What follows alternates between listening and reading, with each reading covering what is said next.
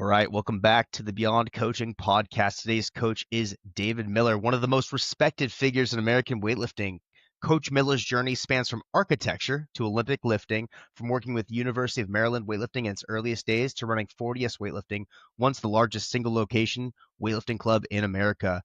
He's coached national champions, trained under legends, worked with athletes from youth to the elite level, and seen the entire evolution of the U.S. weightlifting scene from pre-CrossFit obscurity to today's resurgence. Today, we're going to talk about the lessons behind building and rebuilding gyms and what the future of weightlifting coaching looks like. David, how are we doing today? Good, thanks, Zach. How are you, buddy? I'm fantastic, man. I'm doing great. Yeah. So let's dive in, man. Tell me about the early days of weightlifting. How did it find you? I would say my inability to play Division I soccer was really where I actually thought that I could hold my own on the field with those guys. Embarrassed myself for only a couple of days because that's about as long as I could last, and ended up in the weight room in college, just the student rec center, and I see these guys throwing weight over their head. I thought, hey, I can get under the barbell. Show me how to do that.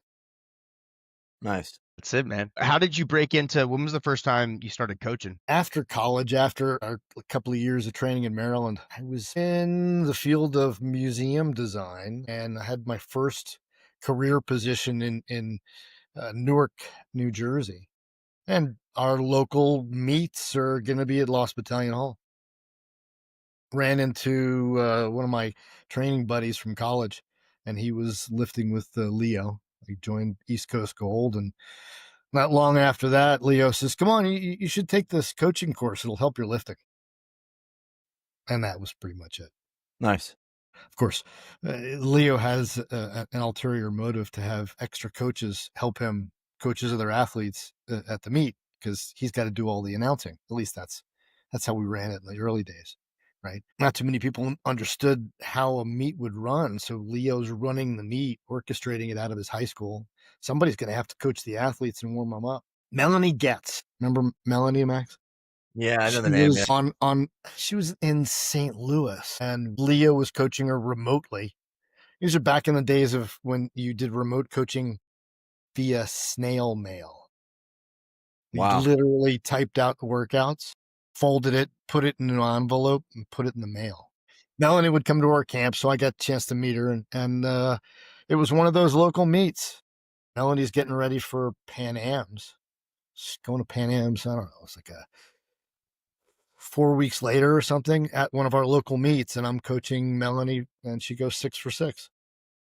It's great. Sets all-time records and looks at me. She says, David, you're good at this. Nice.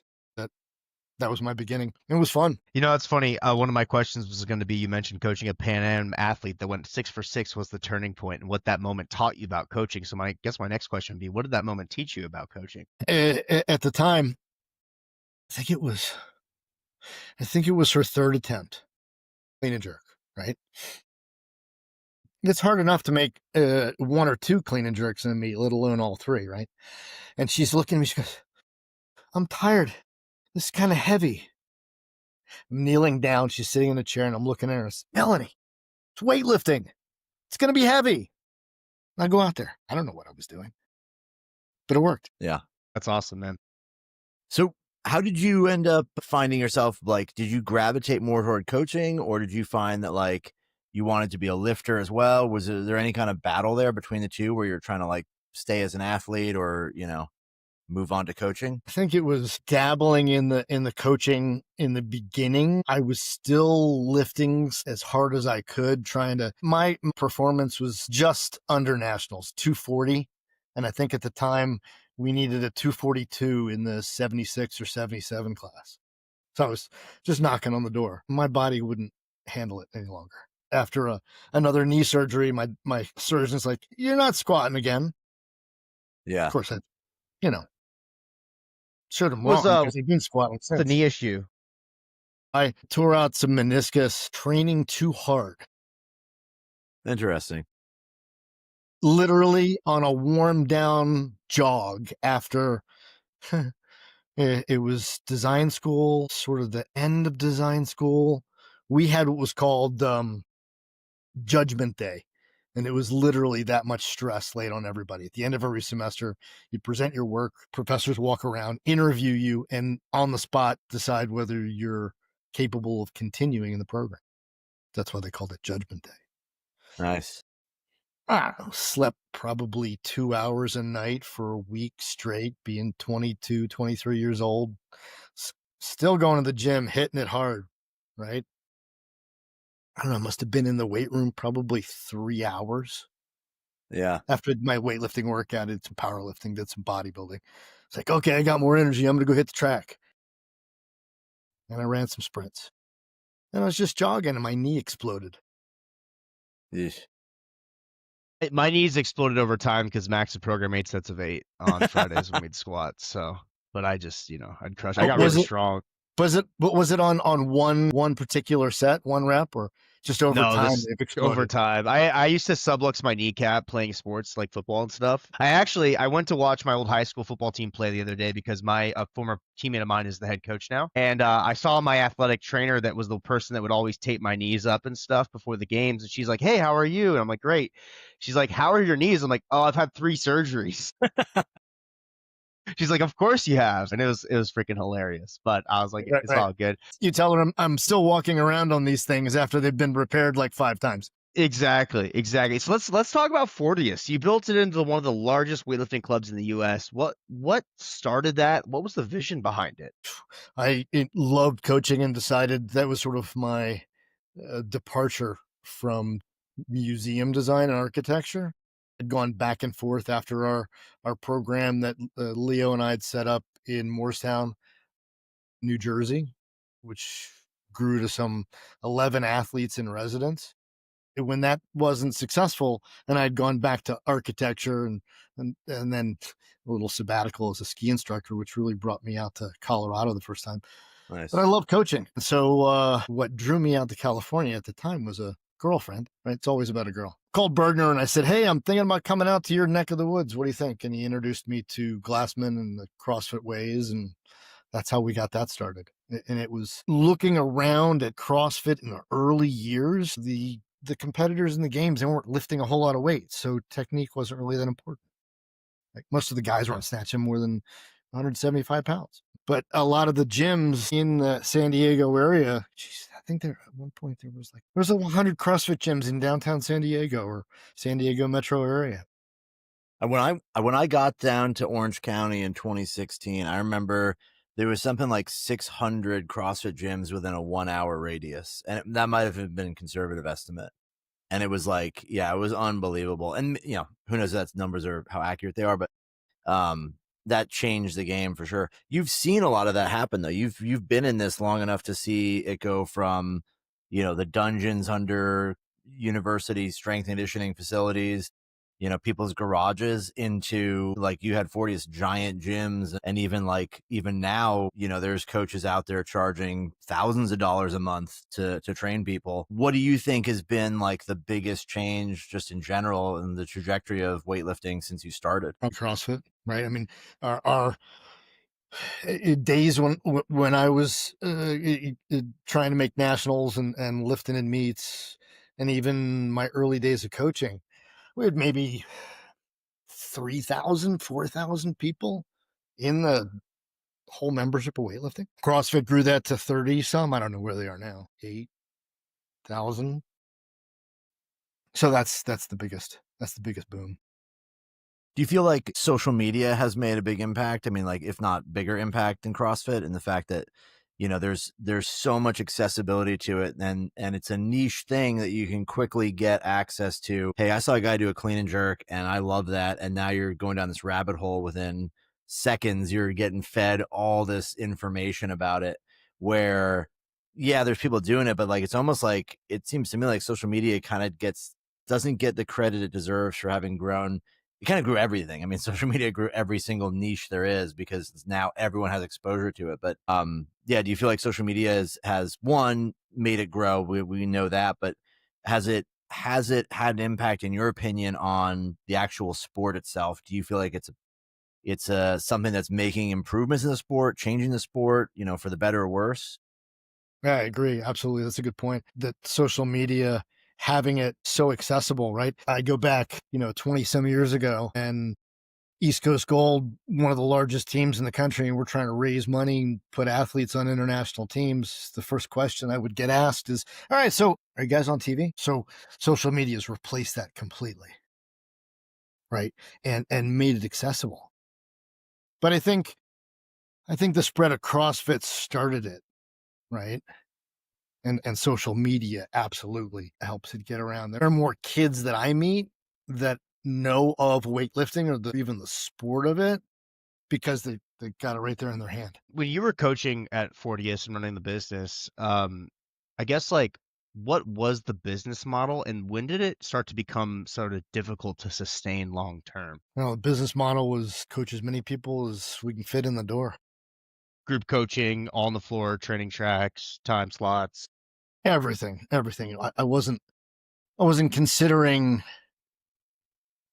um, like we've got finite resources, time, facilities, equipment. I was more interested in just how many people can I fit in the door? How Right. many athletes can I get? How many? Bring them in, bring them all in. Bring in your sister, bring your cousin, sure. Bring your 9-year-old nephew. Was I your still kind prime of feel that way as far as coaching weightlifting goes, but Yeah. not so Was your much about.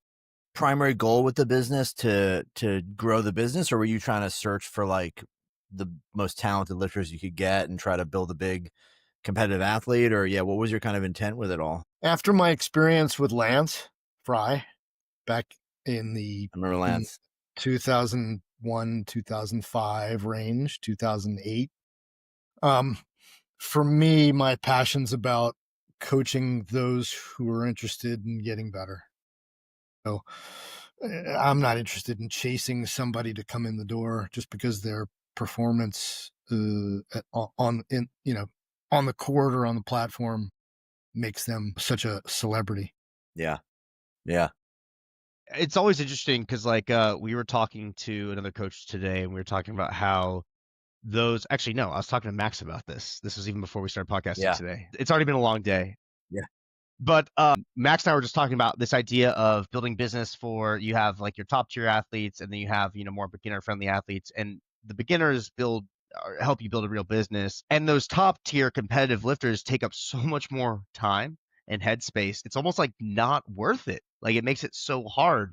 I'm interested in your thoughts on that, and Max, I mean, feel Yeah. free to share your opinion as well. They're an expense. Your top tier athletes are an expense. They should be come underneath your marketing budget. Yeah.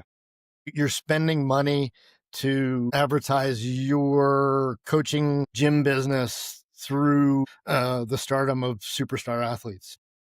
Yeah. Yeah. I agree. I think it's one of those things where a lot of like young coaches, whether they're S&C, powerlifting, weightlifting, whatever, they get into this space and their thought is like, I want to work with top people. I want to work with NFL players. I want to work with Olympians. And quickly into that process of going about this, or as soon as you get exposure to somebody at that level, whether it's a NFL player or a professional athlete or whatever, you really quickly learn that one, in other sports outside of weightlifting and powerlifting, these people are just not interested in, they don't care about lifting at all. They're there to do what they need to do for their sport. Football players don't love training. There's occasional one or two here and there, but like that's James Harrison. yeah. Yeah, James Harrison type of, they don't really care about your science and your stupid tests and all that. Then the other side is in weightlifting and powerlifting, it's like a lot of those people they become, like you said, it's almost like it's not a burden, but it becomes something where the work and effort that goes in is always the return on that from a business perspective is a net negative, right? Because in some cases you can have that person in your gym and it's intimidating to them, to new people that come in that have never been in the gym before. You have to run a business, which is getting people to come in and maybe you've got parents and stuff. They see this crazy strong person and they're just not comfortable there. They don't feel like it's there, or they feel like, I ran into this a lot. People will say, well, you only work with really good people. Yes. Right. And then you're like, well, no, I don't. 99% of the people I work with are the same as you. It just, the impression is that there's this elite thing like, oh, we only work with really good people. You're not going to work with me because I'm just this lowly, peasant. And so it's like it can be a net negative. The reality is like it's not what it seems on the surface, I think, for a lot of people. And it's something you don't really get or learn until you actually do it and see that, like, yeah, what's the real payoff here? Now, the reward is great. Everyone, you coach somebody and they do well and they succeed at the highest levels, like that's phenomenal. And that's like a thing that you really cherish as a coach. But a lot of times it's the kind of thing where you have to be careful about, like, don't rely on that. And in some cases, it's like you may not really benefit from it. It's almost a question of how much do you want to dedicate resource wise to that endeavor, as far as, what kind of ROI are you going to get for that investment? For me, it's ever since, like I said, the Lance experience and the athletes that could have gotten more coaching that didn't, because the resources were put all in one basket, right? I'd rather spread out those resources and get it to particularly the athletes that really want it. If that superstar's like, "Oh, I don't need to listen to you today." It's like, okay, fine. You go ahead. You go do your own thing. I'm going to work with these 5 other athletes that are interested in the coaching that I have to offer. Yeah, it's funny too, because like I trained at Juggernaut when Max was there and coaching some obviously high level lifters, and there was a couple lifters where like I feel like I was always walking on eggshells around them. Like I feel like I was like a disgrace to them, and like how like I made one wrong move, I was gonna get like chewed out Yeah. by an individual. We all felt that way, Zach. That's So good to know. you talk about seeing the world from the beginning through up until now. We never had that. Yeah. It was, and those ladies that were part of the Iron Game in the early years, the superstars of the history of the Iron Game, right? Bodybuilding or powerlifting or weightlifting, it doesn't matter. We were all in there to crank, go hard, support each other, and go home, right? Definitely. And so you mentioned you learned the business side of all of this through the School of Hard Knocks, the best school there is, in my opinion. What specific business principles do you wish you would have known sooner rather than later? I'd say the bigger one was in relation to real estate and possession. Interesting. In the growing of the business in San Diego, it was great. It's growing. We're taking care of more people. We have a larger membership. We're providing more service. We need more space. We grow. Great. We grew to a point where we needed to move to a different location instead of just tearing down a wall and taking the unit next door.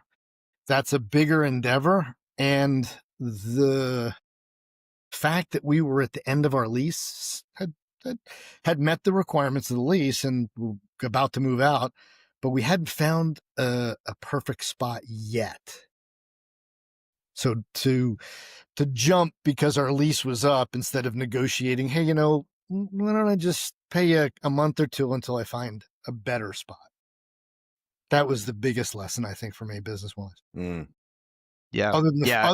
other than the fact that if you're the business owner, you need to keep your eyes on all the details all the time. Yeah, that's a good one.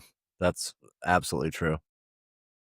Do you feel Yeah. like as a coach in a business, like when you're, we talk about a lot of stuff here with this, like the top athletes and this and that, like it's hard because your focus sometimes is so much on the product, delivering the service, the coaching, that you miss the sort of admin side, the business side of it. And it's like one thing or the other suffers almost when you're kind of a one-man thing, or maybe even just a couple people. It's like hard to get that to operate right. What's the saying? You get the right people on the bus and then you get them in the right seats. Yeah. You need help. You can't do it yourself. You may be the only sole owner and operator of the vision, but you need an army. You need a team. Well, and I think too, a lot of in the gym industry, I see this all the time where rather than like hiring for a role, hiring a bookkeeper, the accountant, they'll just be like, oh, let me partner with this one member that does accounting. But And yeah. then you give them some equity. And then there's that play. And then you're in a marriage that you didn't really think through. And all of a sudden, you don't have a prenup in your marriage, and then things can go south. So I think we're so like trigger happy on You handing mean out equity. the prenup That one, yes. And so we're so trigger happy when it comes to like throwing equity out rather than like, is this a role that I could probably hire for? And does this give me time back in my day to grow my business or coach a little bit more and actually increase revenue? We just start tossing around shares, and all of a sudden you have a gym with 200 members and 5 business partners. And we've heard that, I've seen this story so many times. It doesn't work. It doesn't work. And so I think that's a huge mistake. We throw out equity, we get too many partners, too many cooks in the kitchen, and then it just disintegrates. Well, I think there's a certain level of, like you say, passing out equity for service, getting, certainly looking back at it and being at my age group, I'm not the social media guru. So if I were to do it again, I would absolutely have one of my members and give them not just membership, probably some other goodies in exchange for operating social media for me. I think that's okay. I don't know that I'd want to necessarily grab a bunch of my members and say, "Hey, I need an extra 50 grand. So do you want to be a part of a partner in the business?" No. If you need an extra 50 grand, it's one of the things that I remember screaming, which is that in the coaching business, we're not in the find money business. We're in the coaching business. And if the coaching business is not paying the to support and promote and grow and do the things that the business needs to do, then I need to reevaluate my business. Talking about some of the coaching side of things, you and I quote, you said God gave us 2 ears and one mouth for a reason. Talk about the importance of listening as a coach. My perspective is if I got for example, Houston, we got 106 track and field athletes. There's no way I'm going to write one program and have every sport athlete, right? We got 5 different sports, and all 106 of them do the exact same program with the exact same weights and the exact same rep scheme. There's models that I go after, like my jumpers are going to be doing somewhat different workout than my throwers, but they're all going to be lifting and they're all going to be putting in the effort that they individually need. So all of that to say, my perspective is I want to get to meet each athlete and figure out what their needs are. Right. Again, with that track and field example, I had kids that are like, "Coach, I can't get this barbell in the rack position on the shoulder for clean, but I'll hold it over my head, no problem." "Okay, cool. You're going to snatch." That's that sort of specialization per individual. So 2 ears, meaning I need to get to know the kid. I need to get to know the athlete before I can effectively program for them. How much Above do you and think, beyond, what your sport is and what your demands, et cetera. yeah, in the sport of weightlifting in particular, this is like always a hot topic we have with coaches about the idea of training templates versus individualization of programs. So I'm interested in your take on, if you're in a training environment, how important is individualization if you have a large group of athletes trained together at similar levels that you could kind of batch or have training tracks? Do you think that is the play, or is individualization necessary for everyone? Yes. I mean, we're all doing the same thing. I'm gonna batch all the training for the throwers, and then within that group, you individualize. Right. So here's the program for the throwers. And Johnny, with that shoulder you got going on, we ain't cleaning. We're going to be doing some pulls, and this is your program. And then you're going to do some shoulder rehab stuff we've got at the end. What do you feel like is the threshold for an individualized program versus non? So like I always think of it as like a template in my mind is something that's a product. It's like I wrote a program like a good example would be like call it like what is it? The 5x5, the Bill Starr, right? Like that's a program that was like, it's a template that he used and wrote. And if you were to just copy and paste that and use it, that's a template. That's not individualized, right? Where if you took that and then say, if you add a few sets here and there, maybe change some exercises, is it individualized yet? Or is it still just kind of the same thing? Versus somebody talking to you, writing down everything, coming up with something that doesn't look the same as anything else. Is that now individualized? So do you have any threshold of like, templates can be this and individualization is like at least doing some modification of things in different ways or? Yeah, I think there's definitely a difference between taking one athlete who's a particular needs, crafting their annual plan, their specific movement requirements, and then planning out their loads and intensities over time is very different than programming for a team and then modifying the template as you're talking about it for the Right. individual that's training with the rest of the team. Right. Yeah. Definitely. What if obviously we've talked about like weightlifting changing, USA weightlifting changing. You've seen the sport evolve a bunch. You even mentioned to me you met a coach. I don't know if this is recent, but they didn't even know who like Tommy Kono was. What does that say about today's coaching generation? Social media has been great to get out what's currently happening today.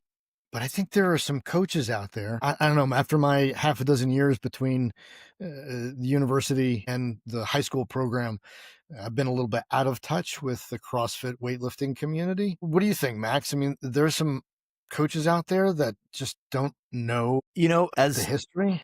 I think there could be a day where people don't know me, right? I think the reality is like it's the nature of it, right? Like how many coaches today would know who to say like Rudolf Plukfelder is? Like nobody, right? Like David Riegert's coach, right? Where it's like somebody you're talking about from the turn of the You got me on that one because I don't know who right? that coach is either. I didn't know Right. Dave's So coach. there's an example of like every generation is going to have people they know and remember. And like, there'll be a day when the old school coach guy that everyone looks at is today's new up and comer, right? The guy who's just now putting videos up. We have people that are using our software, people that are growing in social media. You can see this guy's going to be popular one day. He's going to be a big name and he will one day be forgotten. And so it's like you just kind of have to accept that that's the nature of it. I think the sort of thing that people have in weightlifting that's been around for a long time and even powerlifting is for a long time there was no turnover. There was very little turnover because you have coaches that come in, they stay in it for 50, 60 years. So their name is there. As you get more people in the sport, it starts to turn faster because you get, new rosters of people, new athletes, new coaches. And so ultimately, I believe that's a good thing. The more, not necessarily that we forget these people, but that there's such an influx of new people that means everything's growing and we're moving forward in a way that's returning that. We know of legends in say football coaching. Vince Lombardi is probably never going to be forgotten, but how many top football coaches have there been in the last 50 years? I mean, there's so many to think of that like you couldn't name all of them. A lot of them were really good, but like there's going to be the legends, and the Tommy Konos may be forgotten by the younger generations, but they'll sort of be there in the zeitgeist of what is weightlifting. I think though that you're going to see more turnover of the names that are coming up and dropping off and coming up and dropping off. And I believe it's a good thing because it tells us that the sport is moving, it's evolving, it's changing. It's not just, hey, these 7 guys have been the best coaches in the country for the last 40 years and no one has risen to that rank, but them, right? Sure. Sure. Good point. I think the conversation that Zach and I gotten into was the reference when I first got to San Diego, and I met somebody. I can't even remember the guy's name, but was telling me he was an expert. All of his advertising around San Diego was an international Olympic weightlifting coach, and I thought, okay, well, but I've never heard your name. And I've been in the sport for a long time. So I have coffee with the guy, and he's telling me that he's not really interested in studying any history. He's got a really good intuition himself on how things need to be done. And he's calling himself an international weightlifting coach. And I asked him if he knew who Tommy Kono was. At the time, Tommy was still alive. And so that was no, never heard of him. It was almost like an analogy to you're a competitive bodybuilder, but you've never heard of Arnold Schwarzenegger. Yeah. Yeah. Okay. I have Jim Schmitz tells a great story similar to that, but not quite. But back in the day, people would come into his gym and he had a guy walk in the gym and he's telling Jim about like, oh, I was on the 1980 Olympic team, right? And Jim Schmitz was the coach for that The team. team. Yes. And Jim's like, oh, that's interesting. And he's like, well, what weight class? And the guy's telling him the weight class. And he's like, oh, well, what were your best lifts? And he's telling his best lifts. And then Jim walks over the wall and he says, well, I was the coach of that team. Here's the picture. Which one were you? And he points to it. And the guy's just like, kind of crumbles and runs out of the gym. But like, there's a lot of that. And I think it's that's such a weird thing. You laugh at that story, but today there's probably a big group of people that would they all you have to do anymore. The barrier to entry is so low. All you have to do is go on the internet and claim that you are the thing. And the True. reality is in our sport, in our industry, the barrier to entry is so low that the person who's never heard of an Olympic lift and sees a guy who says, I'm an international coach, or I was a Chinese national competitor, weightlifting coach, like whatever it is, just make it up, just say it. It could be true, slightly true, bending the truth. And you're already a notch above everyone else. Maybe you just learned how to do a squat yesterday, but now you're an online coach, right? So it's an interesting world, right? And it's something that maybe never will change, but the level of like just show up and claim it, fake it till you make it is such a prevalent thing in this industry. Well, not just the industry, but I think social media supports that very well. The idea of being able to get it out there and just put a banner over your head and post it. As long as you post it and it gets in front of everybody's face Yeah. often enough, Yeah. it becomes truth, Yeah. or at Very least true. becomes truth in somebody's mind. Yeah. I know right now too, you've kind of made this pivot more towards youth development, and you've mentioned something too with like physical education as well. Tell us a little bit more about that and like what you're working on. After some of the work that I did in San Diego with the gym and getting to meet Jeff and Mickey Martin, who started CrossFit Kids, and seeing what they were able to accomplish, then my entree into coaching full time. Yeah, we had our elite athletes in Moorestown, but after school, the high school football team, that was their place, was the weight room. Right. Then it became the football team, the soccer team, lacrosse team, and the girls field hockey team. Watching those kids become adults later, because those guys and gals are now in their 40s. And my most recent position with the Ski and Snowboard Club of Vail, we need to get kids doing these movements as a coordinated physical literacy perspective. I'd like to say 8, 9, 10 is my preference to get them moving. In the development side of things, we're parents, I'm guessing, and maybe some kids who are just like trying to learn what sports are all about. Weightlifting, I can't go and lift 400 pounds, so I'm not going to take that class.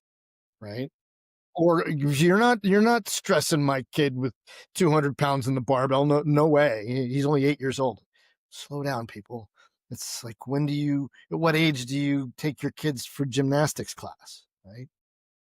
So my opinion is that we need, of course, currently I think we're culturally is away from physical education in general in our public school system. I've got kids now that are coming to my weightlifting class at the rec center because in the 8th grade, and this is amazing that this young kid would think about it, he's interested in being proficient in Spanish and he wants to play an instrument. And because of those two desires, he will not have the opportunity to participate in physical education for his entire high school career. So he's signing up for my weightlifting. It's beautiful. Nice. Kid's not even 14 yet. And maybe some of this is coming from his parents, which is good on them. But we need the modalities of, obviously the 6, squat, push, pull, press, hinge, carry, brace, right? Beyond that, I think we need to be doing overhead squats. I think we need to be teaching kids how to squat, how to clean, how to snatch, how to jerk. Whether they do it as a strength training modality when they're 14, 15, when the hormones start going and the development starts to really kick in, when they can really build strength, right? Because if you think about it, before that puberty state, what are we doing with the kids in the weight room? It's coordination. It's physical literacy. It's being able to stand and balance on one foot and be able to change weight, change direction, and all things that we need kids to, or we expect kids to do out in their sports, but we're not coaching them in the movements.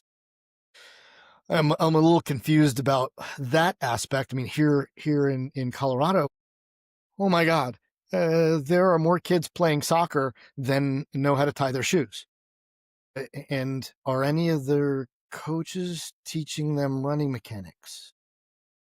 How about landing mechanics?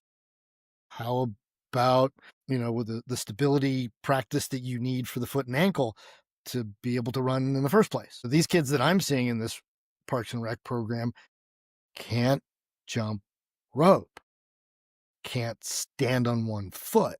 So, my feeling is we need this in this, meaning not just strength and conditioning, but the basic weightlifting maneuvers.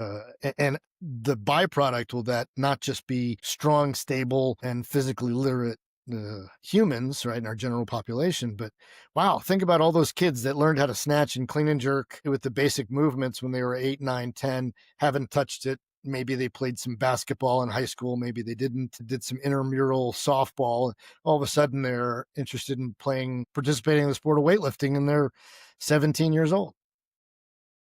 I think as a byproduct, we can grow the base of athletes to choose from for the sport of weightlifting. But I think my objective is a little bit broader than that. I love it, man. Let's coach and build resilient kids, humans, and give them an opportunity to you know, excuse me, every one of them to participate in a Division I sport. Definitely.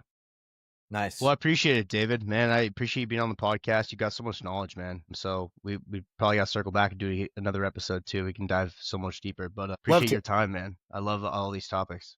All right. Thanks for having me, guys. Max, good to see you. Yeah, you too. Thanks for being here.